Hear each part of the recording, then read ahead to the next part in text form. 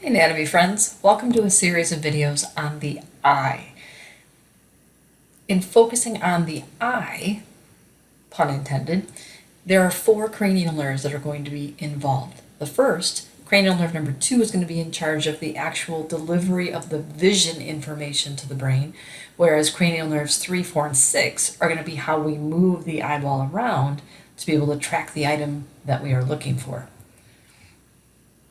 So the eye in a nutshell is that we have to start with finding your object and then tracking it if it's a moving object. You need muscles to do that. And the muscles are controlled by 3 cranial nerves, 3, 4, and 6.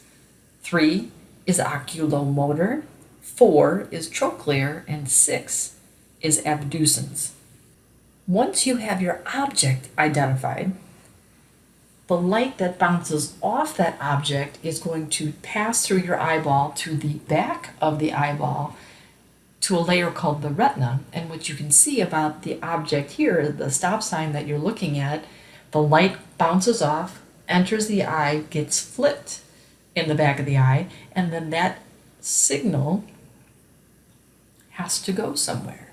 Well, what's collecting that signal in the retina?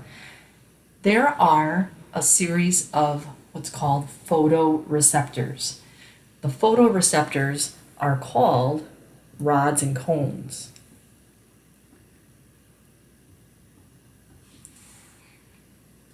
Cones are going to be responsible for detecting color.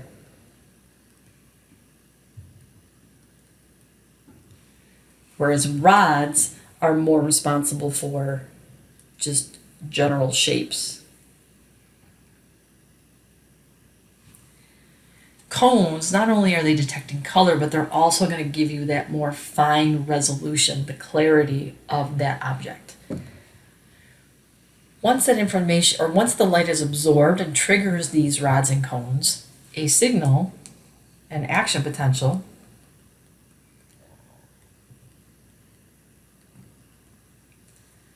is delivered along these sensory nerve fibers.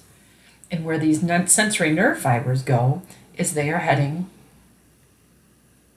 into the brain, stopping first at the thalamus. And then from the thalamus, there's going to be some information either going to parts of the midbrain for reflexes, and then ultimately it's going to end up in the occipital lobe, thanks to the cranial nerve number 2, the optic nerve. Okay, so that's the general overview of what's going on. So what I want to start with is, well, what's the first structures that we would see when we're looking at the face of somebody? The first things we would see would be, well, how about the skin? The skin that is protecting the orbit that is containing the eye. The skin of our eyelids is the thinnest that we have in our body. There are muscles that are going to be closing the eyelid and then opening it. We'll talk about that when we get to the second video in the series. Eyelashes. Well, the eyelashes' purpose is to protect the eye from debris, anything that would be coming at us. The conjunctiva, when I say it's a mucous membrane, that makes it an epithelium. And we know that epithelium, number 1, is a lining. Okay, so that's no surprise. But it's also going to be something that secretes stuff. Well, this secretion, this mucus, helps to keep the eyelids kind of lubricated so that the eyelids can close and open without too much trouble. If there is too much mucus, or if a bacterial infection comes in and causes that membrane to become inflamed, well, that's called conjunctivitis, but you might know it better as pink eye. Since it's caused by a bacteria, it's very contagious, and it's very itchy. And so what people do, not knowing they have pink eye, is they'll rub their eye, and then they'll go and touch another surface. Well, when you go and touch another surface, well, now somebody else who touches that surface and goes up and rubs their eye, well, now they've transferred the bacteria into their own eye, hence transferring the pink eye to everybody else who you've come into contact with, which isn't so good. This, if you've ever wondered what this pink thing in the medial corner of your eye is called? It's called the caruncle. I just think it's a funny word, caruncle. I can squish you sometimes when I'm poking around up there.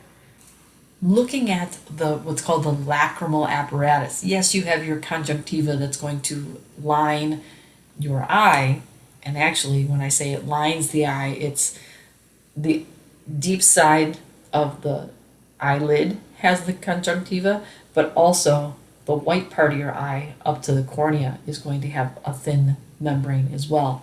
And so they're continuous, which is why when you have that inflammation or that irritation is that you've got the redness on the eye itself, but then there's also irritation on the inside of the eyelids.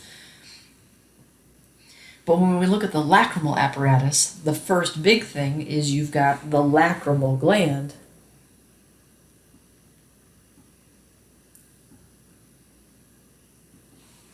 which is going to produce and secrete the tears. Those are located in this superior lateral corner, if you will, or area of your orbit. The lacrimal ducts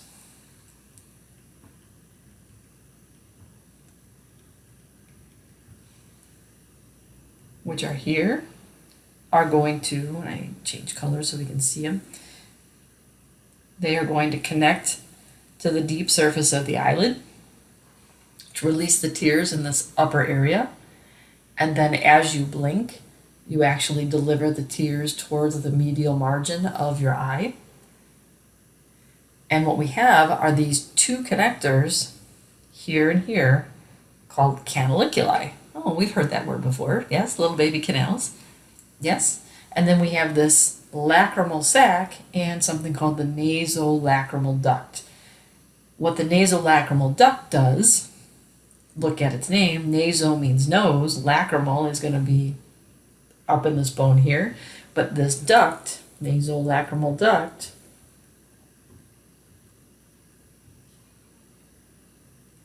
is going to convey excess tears either, down into your nasal cavity, or they're going to fall over your lower eyelid, right, when you're crying.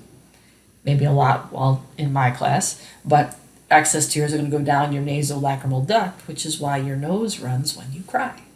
Because a lot of what's coming out of your nose is excess tears that have traveled through that connection. From here, I want to introduce you to our model that we use when learning about the eye and looking at, which might be creepy, is that you look at this external portion, and what I see first, I'm drawn to, is the lacrimal gland.